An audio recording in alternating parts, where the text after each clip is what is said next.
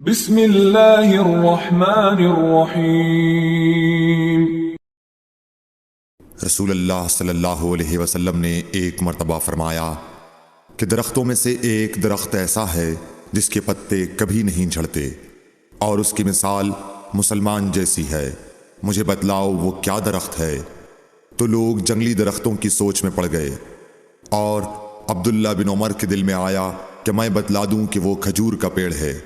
عبداللہ کہتے ہیں کہ پھر مجھے شرم آ گئی اور میں چپ ہی رہا۔ تب لوگوں نے عرض کیا، یا رسول اللہ آپ ہی خود اس کے بارے میں بتلائیے۔ آپ نے فرمایا وہ کھجور ہے۔ عبداللہ کہتے ہیں کہ میرے جی میں جو بات تھی وہ اپنے والد حضرت عمر رضی اللہ عنہ کو بتلائی۔ وہ کہنے لگے کہ اگر تو اس وقت کہہ دیتا تو میرے لیے ایسے ایسے قیمتی سرمایے سے زیادہ محبوب ہوتا۔ صحیح بخاری حدیث نمبر 131۔ حضرت علی رضی اللہ تعالی عنہ سے روایت ہے کہ میں ایسا شخص تھا جسے جریان مزی کی شکایت تھی، تو میں نے اپنے شاگرد مقداد کو حکم دیا کہ وہ رسول اللہ صلی اللہ علیہ وسلم سے دریافت کریں، تو انہوں نے آپ صلی اللہ علیہ وسلم سے اس بارے میں پوچھا۔ آپ صلی اللہ علیہ وسلم نے فرمایا کہ اس مرض میں غسل نہیں ہے، ہاں وضو فرض ہے۔ صحیح بخاری حدیث نمبر 132۔ ایک آدمی نے مسجد میں کھڑے ہو کر عرض کیا، یا رسول اللہ آپ ہمیں کس جگہ سے احرام باندھنے کا حکم دیتے ہیں؟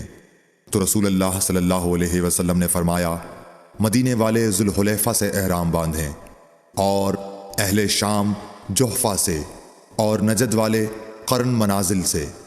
ابن عمر نے فرمایا کہ لوگوں کا خیال ہے کہ رسول اللہ صلی اللہ علیہ وسلم نے فرمایا کہ یمن والے یلملم سے احرام باندھیں، اور ابن عمر کہا کرتے تھے کہ مجھے یہ آخری جملہ رسول اللہ صلی اللہ علیہ وسلم سے یاد نہیں۔ صحیح بخاری حدیث نمبر 133۔ ایک شخص نے آپ صلی اللہ علیہ وسلم سے پوچھا کہ احرام باندھنے والے کو کیا پہننا چاہیے؟ آپ صلی اللہ علیہ وسلم نے فرمایا کہ نہ قمیص پہنے، نہ صافہ باندھے، اور نہ پاجامہ، اور نہ کوئی سرپوش اوڑھے، اور نہ کوئی زعفران اور ورس سے رنگا ہوا کپڑا پہنے، اور اگر جوتے نہ ملیں تو موزے پہن لے، اور انہیں اس طرح کاٹ دے کہ ٹخنوں سے نیچے ہو جائیں۔ صحیح بخاری حدیث نمبر 134۔ رسول اللہ صلی اللہ علیہ وسلم نے فرمایا کہ جو شخص حدث کرے اس کی نماز قبول نہیں ہوتی جب تک کہ وہ دوبارہ وضو نہ کر لے۔ حضرموت کے ایک شخص نے پوچھا کہ اے ابو ہریرہ حدث ہونا کیا ہے؟ آپ نے فرمایا پخانے کے مقام سے نکلنے والی آواز والی یا بے آواز والی ہوا۔ صحیح بخاری حدیث نمبر 135۔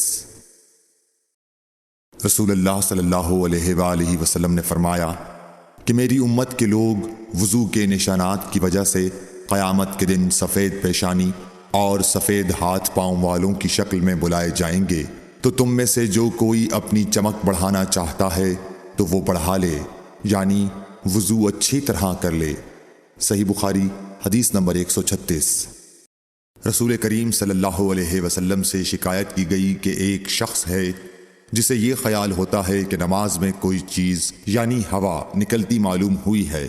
آپ صلی اللہ علیہ وسلم نے فرمایا کہ نماز سے نہ پھرے یا نہ مڑے جب تک آواز نہ سنے یا بو نہ پائے۔ صحیح بخاری حدیث نمبر 137۔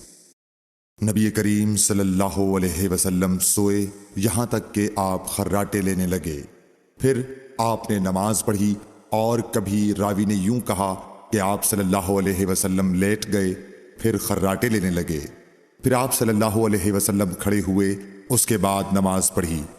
پھر سفیان نے ہم سے دوسری مرتبہ، ابن عباس رضی اللہ تعالی عنہ کہتے تھے کہ ایک مرتبہ میں نے اپنی خالہ ام المومنین حضرت میمونہ کے گھر رات گزاری، تو میں نے دیکھا کہ رسول اللہ صلی اللہ علیہ وسلم رات کو اٹھے۔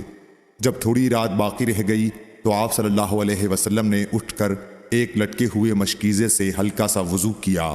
عمرو اس کا ہلکا پن اور معمولی ہونا بیان کرتے تھے، اور آپ کھڑے ہو کر نماز پڑھنے لگے، تو میں نے بھی اسی طرح وضو کیا جس طرح آپ صلی اللہ علیہ وسلم نے کیا تھا، پھر آ کر آپ کے بائیں طرف کھڑا ہو گیا، اور کبھی سفیان نے ان یسارہ کے بجائے ان شمالہ کا لفظ کہا، مطلب دونوں کا ایک ہی ہے۔ پھر آپ صلی اللہ علیہ وسلم نے مجھے پھیر لیا اور اپنی داہنی جانب کر لیا، پھر نماز پڑھی جس قدر اللہ کو منظور تھا۔ پھر آپ لیٹ گئے اور سو گئے حتیٰ کہ خراٹوں کی آواز آنے لگی۔ پھر آپ کی خدمت میں مؤذن حاضر ہوا اور اس نے آپ کو نماز کی اطلاع دی۔ آپ صلی اللہ علیہ وسلم اس کے ساتھ نماز کے لیے تشریف لے گئے۔ پھر آپ نے نماز پڑھی اور وضو نہیں کیا۔ سفیان کہتے ہیں کہ ہم نے عمروں سے کہا، کچھ لوگ کہتے ہیں کہ رسول اللہ صلی اللہ علیہ وسلم کی آنکھیں سوتی تھیں، دل نہیں سوتا تھا۔ عمروں نے کہا، میں نے عبید بن عمیر سے سنا، وہ کہتے تھے کہ انبیاء علیہ السلام کے خواب بھی وہی ہوتے ہیں۔ پھر قرآن کی یہ آیت پڑھی، میں خواب میں دیکھتا ہوں کہ میں تجھے ذبح کر رہا ہوں۔ صحیح بخاری حدیث نمبر 138۔ رسول اللہ صلی اللہ علیہ وسلم میدان عرفات سے واپس ہوئے۔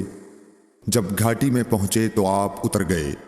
آپ نے پہلے پیشاب کیا، پھر وضو کیا اور خوب اچھی طرح نہیں کیا۔ تب میں نے کہا، یا رسول اللہ، نماز کا وقت آ گیا۔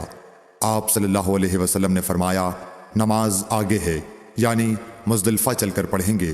جب مزدلفہ میں پہنچے تو آپ نے خوب اچھی طرح وضو کیا، پھر جماعت کھڑی کی گئی۔ آپ صلی اللہ علیہ وسلم نے مغرب کی نماز پڑھی، پھر ہر شخص نے اپنے اونٹ کو اپنی جگہ بٹھایا، پھر عشاء کی جماعت کھڑی کی گئی اور آپ نے نماز پڑھی، اور ان دونوں نمازوں کے درمیان کوئی نماز نہیں پڑھی۔ صحیح بخاری حدیث نمبر 139۔ ابن عباس رضی اللہ تعالی عنہ نے وضو کیا تو اپنا چہرہ دھویا، اس طرح کہ پہلے پانی کے ایک چلو سے کلی کی اور ناک میں پانی دیا، پھر پانی کا ایک اور چلو لیا، پھر اس کو اس طرح کیا، یعنی دوسرے ہاتھ کو ملایا، پھر اس سے اپنا چہرہ دھویا، پھر پانی کا دوسرا چلو لیا اور اس سے اپنا داہنا ہاتھ دھویا، پھر پانی کا ایک اور چلو لے کر اس سے اپنا بایاں ہاتھ دھویا، اس کے بعد اپنے سر کا مسح کیا، پھر پانی کا چلو لے کر داہنے پاؤں پر ڈالا اور اسے دھویا، پھر دوسرے چلو سے اپنا پاؤں دھویا، یعنی بایاں پاؤں۔